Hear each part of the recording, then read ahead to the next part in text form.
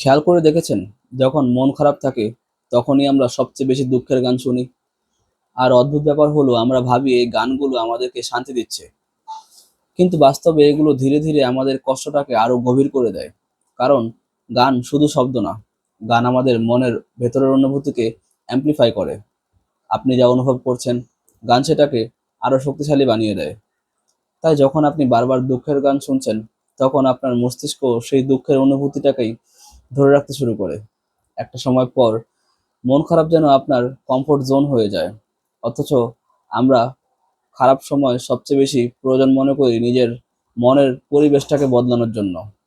এজন্য এমন গান শোনা দরকার যেগুলো শুনলে বুকটা একটু হালকা লাগে, মনে একটু আশা জাগে এবং ভেতরে ভেতরে পজিটিভ এনার্জি তৈরি হয়। হয়তো শুরুতে ভাবতে ভালো লাগবে না, কারণ তখন মন শুধু দুঃখের সাথে থাকতে চাইবে। এটা মনের স্বাভাবিক প্রবণতা। কিন্তু বিশ্বাস করুন, নিজেকে হিল করতে চাইলে নিজের প্লেলিস্ট বদলানো খুবই প্রয়োজনীয়। কারণ আপনি প্রতিদিন যা শুনছেন, ধীরে ধীরে আপনি সেটাতেই পরিণত হচ্ছেন।